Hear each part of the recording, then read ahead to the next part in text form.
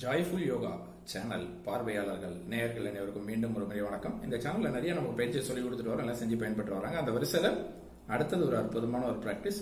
நிறைய பேருக்கு அந்த பிரச்சனைகள் இருக்கு. இந்த பிரச்சனை எதுன்னா அந்த ஸ்னீசிங், இந்த இடைவிடாம கண்டினியூஸா தும்மல் ஒரு தும்மல் வந்தா 10-15 தும்மல் போட்டுக்கிட்டே இருப்பாங்க. அந்த மாதிரி ஸ்னீசிங், அந்த மாதிரி தும்மல், அது மாதிரி பாத்தீங்கன்னா சைனஸ் ப்ராப்ளம், அந்த வீசிங் ப்ராப்ளம், அந்த பனிகாலம்லாம் வந்துச்சுன்னா மூச்சே விட முடியாது, ரொம்ப அந்த வீசிங்னால பாதிப்பாங்க. ஸோ இந்த பிரச்சனைகள், இந்த சைனஸ், இந்த ரன்னிங் நோஸ், இந்த பிரச்சனைகளுக்கு அற்புதமான தீர்வு கொடுக்கக்கூடிய ஒரு அற்புதமான ஒரு பிராக்டிஸ் பார்க்கலாம். ரொம்ப ரொம்ப யூஸ்ஃபுல்லான ஒரு டெக்னிக். இன்னைக்கு சின்ன பசங்கள்ல இருந்து பெரியவங்க வரையும் இந்த ப்ராப்ளம் இருக்கு. இதை ரெகுலரா பண்ணிட்டு வர படிப்படியாக அதை நம்ம குறைச்சு அதை நம்ம நார்மலுக்கு கொண்டு வரலாம். கிராஜுவலா நல்லா நம்மள கண்டிப்பா இதுல இருந்து பாதுகாத்துக்கலாம். இது எப்படி பண்றது அப்படிங்கிற பார்க்கலாம். எப்போதும் போல இடது கையில உங்களுடைய இனிஷியல், உங்க பேரோட ஆரம்ப எழுத்து போட்டுக்கலாம். போட்டுட்டு இந்த ஒரு 10 சாதாரண மூச்சு மெதுவா எடுத்து மெதுவா விட்டு பிராக்டிஸ் பண்ணிட்டு அதுக்கப்புறம் நம்ம இந்த பிராக்டிஸை தொடங்குறோம். எப்படின்னா ரொம்ப சிம்பிள். இப்ப பாத்தீங்கன்னா கட்டை விரல் என்ன பண்றோம், சுண்டு விரலுக்கு கீழே கொடுக்குறோம். இந்த ஆள்காட்டி விரல் இந்த கட்டை விரலுக்கு மேல அப்படி டச் பண்றோம். பாருங்க, ரொம்ப சிம்பிள்.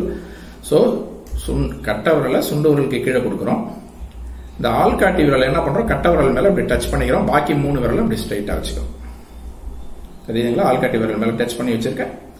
அப்படி வச்சு தொடையில வச்சுக்க வேண்டியதான். ஷோல்டர்கள், தோள்பட்டைகள் தளர்வா, கண்கள் மூடியபடி எப்போதும் போல உங்களுடைய முன்னோர்கள், உங்களுடைய தாத்தா பாட்டி, தாய் தந்தையர்கள், உங்க குலதெய்வம், உங்களுடைய குருமார்கள் நல்ல பிரார்த்தனை பண்ணிட்டு இந்த பயிற்சியை தொடங்கலாம். 10 நிமிஷம் கண்கள் மூடியபடி சன்னரக மூச்சு மெதுவா எடுத்து மெதுவாக பிராக்டிஸ் பண்ணோம். காலை மாலை இரவிலையும் பிராக்டிஸ் பண்ணிட்டு வாங்க தொடர்ந்து.